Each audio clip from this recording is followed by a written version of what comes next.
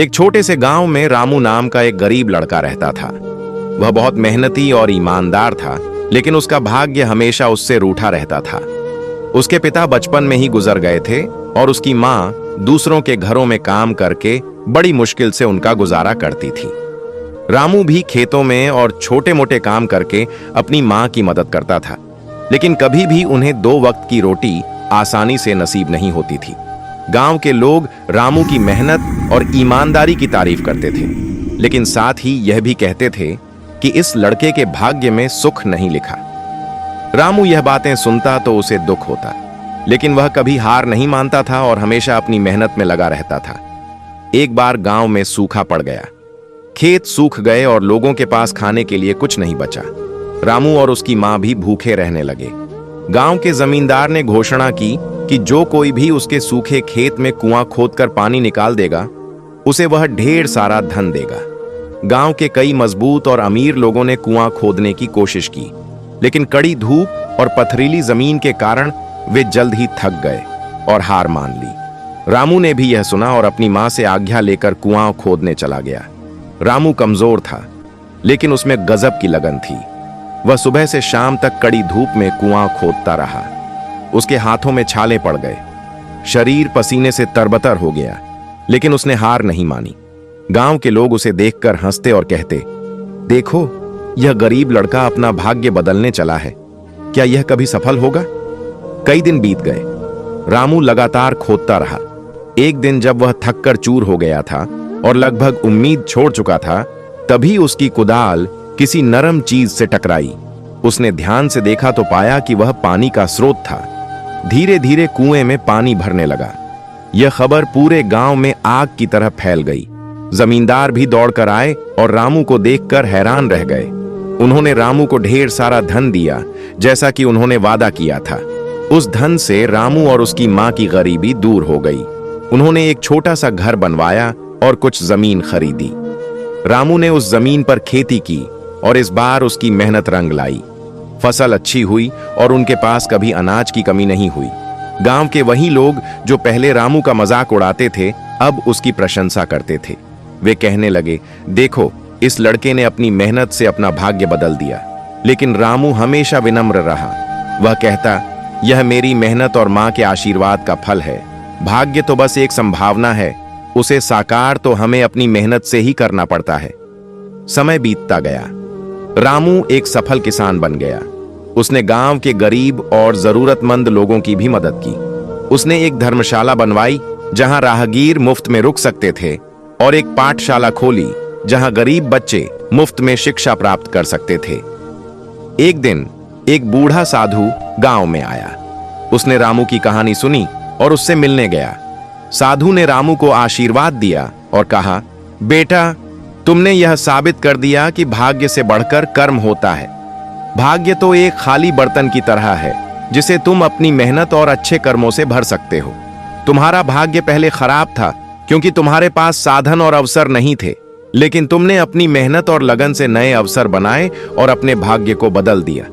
रामू ने साधु के वचनों को ध्यान से सुना और उन्हें अपने जीवन का सार माना। वह हमेशा मेहनती और दयालु बना रहा और उसने कभी भी अपने अतीत को नहीं भुलाया। उसने हमेशा यह याद रखा कि सच्ची दौलत मेहनत और अच्छे कर्मों में ही है और भाग्य तो बस उनका एक परिणाम है। इस कहानी से यह सीख मिलती है कि भाग्य निश्चित रूप से हमारे जीवन को प्रभावित कर सकता है, लेकिन यह हमारी मेहनत, लगन और अच्छे कर्मों से बढ़कर नहीं है। जो लोग कठिन परिश्रम करते हैं और कभी हार नहीं मानते, वे निश्चित रूप से अपने भाग्य को बदल सकते हैं। रामू ने अपनी मेहनत से यह साबित कर दिया कि कर्म ही भाग्य है। भाग्य का लिखा अगले जन्म में पूरी तरह से मिट जाता है या नहीं, इसे समझने के लिए हमें कर्म के प्रकार और उसके फलने की प्रक्रिया को देखना होगा। हिंदू धर्म में कर्म 3 प्रकार के माने जाते हैं।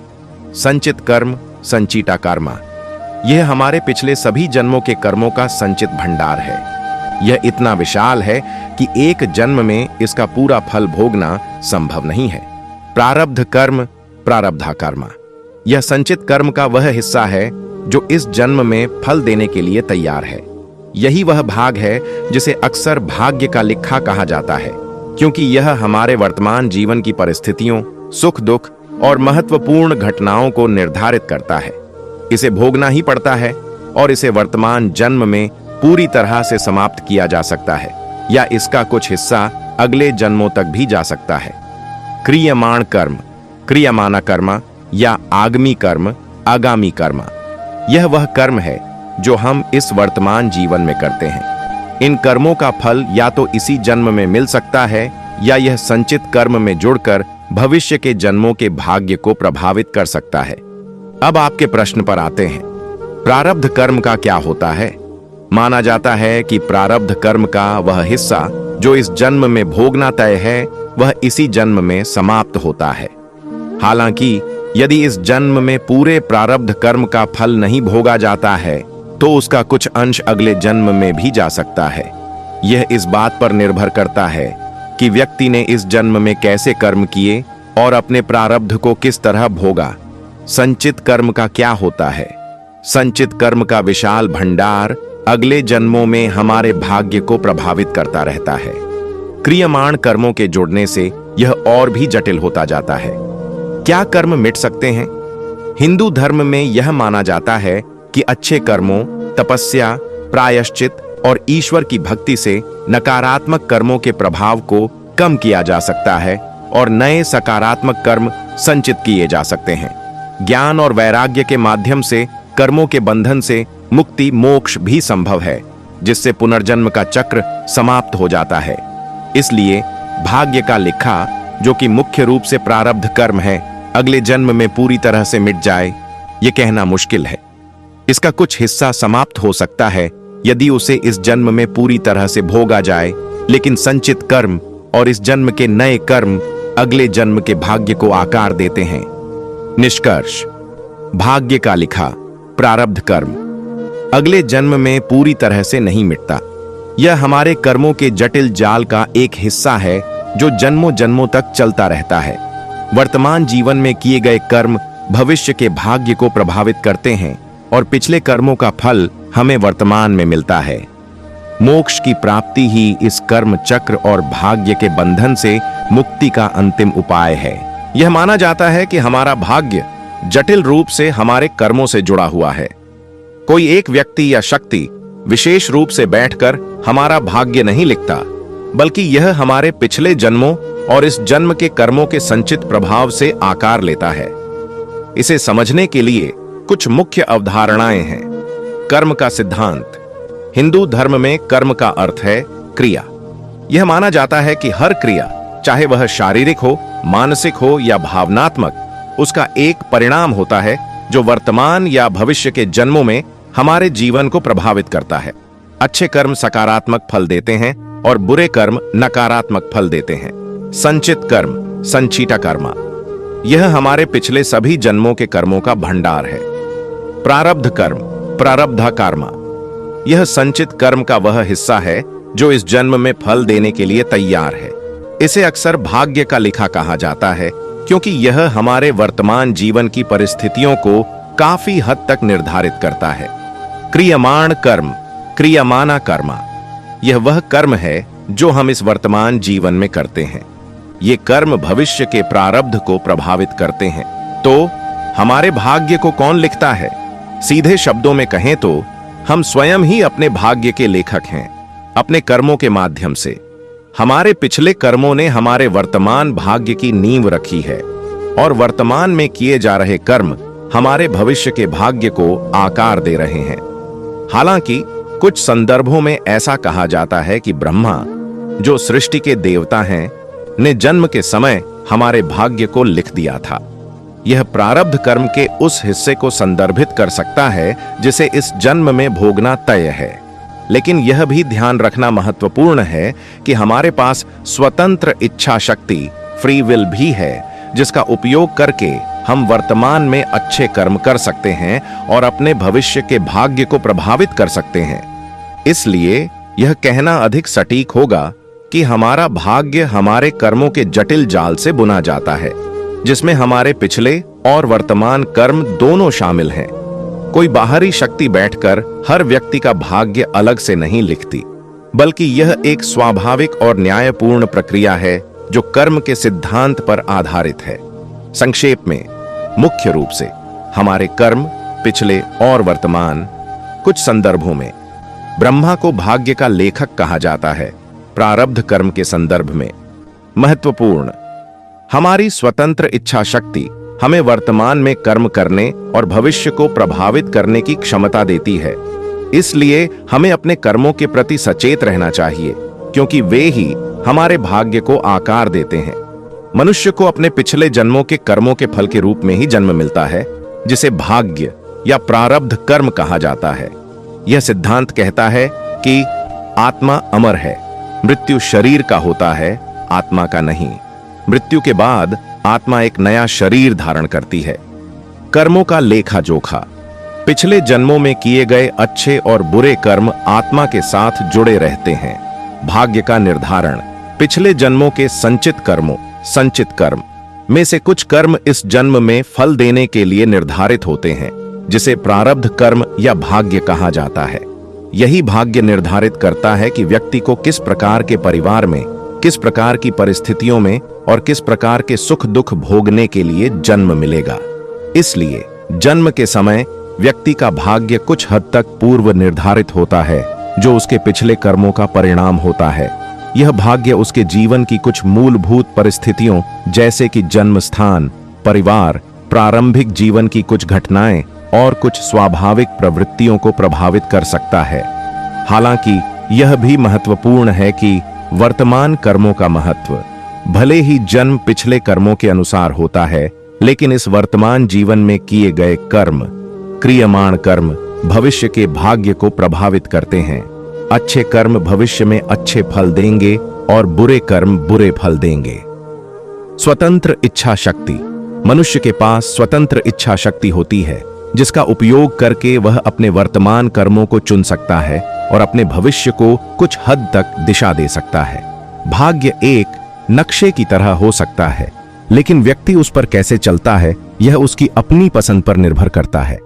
मोक्ष, कर्म और पुनर्जन्म के चक्र से मुक्ति, मोक्ष प्राप्त करना हिंदू धर्म का अंतिम लक्ष्य है। मोक्ष प्राप्त करने के बाद आत्मा जन्म और मृत्यु के बंधन से मुक्त हो जाती है।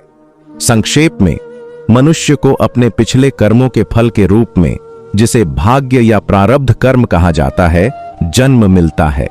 यह भाग्य जन्म की परिस्थितियों को प्रभावित करता है। हिंदू धर्म में मोक्ष, जिसे मुक्ति या निर्वाण भी कहा जाता है, जीवन और मृत्यु के चक्र से अंतिम मुक्ति है। यह आत्मा का परम लक्ष्य माना जाता है, जहां वह सभी सांसारिक दुखों और बंधनों से मुक्त होकर शाश्वत शांति और आनंद की स्थिति को प्राप्त करती है। मोक्ष प्राप्त करने के कई मार्ग बताए गए हैं, जो व्यक्ति की प्रकृति और प्रवृत्ति के अनुसार अलग अलग हो सकते हैं। मुख्य मार्ग निम्नलिखित हैं। 1. ज्ञान योग, जैनाना योगा, ज्ञान का मार्ग। यह मार्ग आत्मज्ञान और वास्तविकता की सही समझ पर जोर देता है। इसमें वेदों, उपनिषदों और अन्य दार्शनिक ग्रंथों का अध्ययन, मनन और चिंतन शामिल है। ज्ञानी योगी मैं कौन हूं जैसे मूलभूत प्रश्नों पर विचार करते हुए आत्मा और ब्रह्म, परम सत्य की एकता का अनुभव करने का प्रयास करता है। अज्ञानता को दूर करके और सत्य को जानकर मोक्ष प्राप्त किया जा सकता है। मुख्य अभ्यास, श्रवण, श्रावना, गुरु से वेदों और उपनिषदों का श्रवण करना। मनन, मानाना, सुने हुए ज्ञान पर तर्क और चिंतन करना। निदिध्यासन, निदिध्यासना, सत्य का गहराई से ध्यान करना और उसे आत्मसात करना। 2. भक्ति योग, भक्ति योगा, भक्ति का मार्ग। यह मार्ग ईश्वर के प्रति प्रेम, श्रद्धा और समर्पण पर आधारित है। भक्त अपने आराध्य देव विष्णु, शिव, देवी आदि के प्रति पूर्ण समर्पण भाव रखते हैं और उनकी पूजा, अर्चना, कीर्तन, भजन और ध्यान में लीन रहते हैं। सच्ची भक्ति और ईश्वर की कृपा से मोक्ष प्राप्त होता है। मुख्य अभ्यास, श्रवणम, श्रावनाम, ईश्वर की लीलाओं और गुणों का श्रवण करना। कीर्तनम, कीर्तनाम, ईश्वर के नामों और महिमा का गायन करना। स्मरणम, स्मरनाम, ईश्वर का निरंतर स्मरण करना। पाद सेवनम, पड़सेवनाम, ईश्वर के चरणों की सेवा करना। अर्चनम, अर्चनाम, ईश्वर की पूजा करना। वंदनम, वंदनाम, ईश्वर को प्रणाम करना। दास्यम, दस्याम, ईश्वर का दास बनना। सख्यम सख्याम, ईश्वर को अपना मित्र मानना। आत्मनिवेदनम अट्मा निवेदानाम, स्वयं को पूरी तरह से ईश्वर को समर्पित कर देना। 3 कर्म योग कर्मा योगा, कर्म का मार्ग। यह मार्ग निष्काम कर्म करने पर जोर देता है। कर्म योगी फल की आसक्ति के बिना अपने कर्तव्यों का पालन करता है और सभी कर्मों को ईश्वर को अर्पित करता है।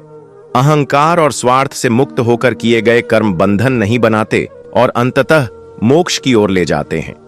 मुख्य सिद्धांत अनासक्ति अनासक्ति, कर्मों के फल में आसक्ति न रखना। समत्व समत्वा, सुख दुख लाभ हानि में समान भाव रखना।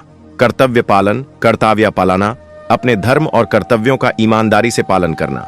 ईश्वरार्पण ईश्वरार्पणा, सभी कर्मों को ईश्वर को समर्पित करना।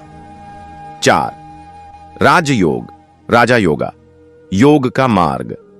यह मार्ग मन और शरीर को नियंत्रित करने के लिए विभिन्न योगाभ्यासों पर आधारित है।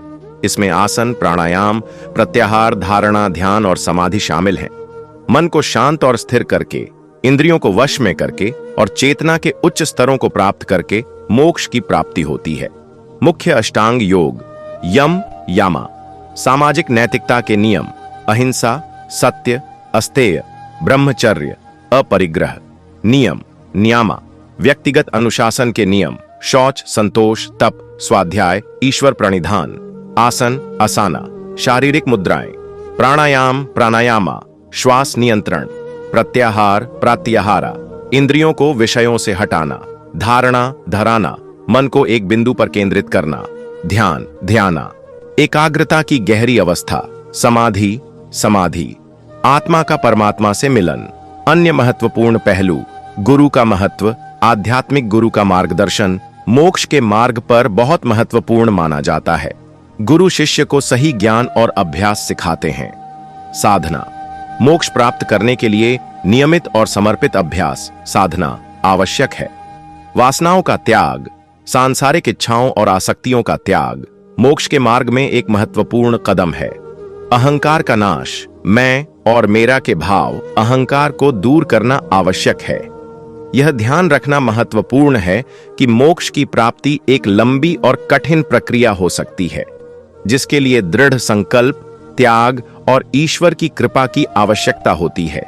व्यक्ति अपनी प्रकृति और रुचि के अनुसार इनमें से किसी भी मार्ग का अनुसरण कर सकता है या विभिन्न मार्गों के तत्वों को मिलाकर अपनी साधना कर सकता है। मनु का भाग्य। कर्म का मार्ग एक समय की बात है। एक छोटे से गांव में मनु नाम का एक युवक रहता था। वह बहुत मेहनती और ईमानदार था, लेकिन उसके जीवन में हमेशा कठिनाइयां बनी रहती थीं। उसकी फसलें अक्सर खराब हो जाती थीं, उसके व्यापार में नुकसान होता था और उसे अक्सर बीमारियां घेर लेती थीं। मनु हमेशा सोचता था कि उसका भाग्य इतना खराब क्यों है, जबकि वह हमेशा अच्छे कर्म करता है। एक दिन गौतम बुद्ध उस गांव में आए और एक वृक्ष के नीचे विश्राम कर रहे थे। मनु ने बुद्ध के बारे में सुना था और वह उनसे मिलकर अपनी परेशानी बताने के लिए उत्सुक था। वह बुद्ध के पास गया और उन्हें प्रणाम करके बोला, भगवान, मैं हमेशा अच्छे कर्म करता हूं, किसी को दुख नहीं पहुंचाता, फिर भी मेरे जीवन में इतनी परेशानियां क्यों हैं?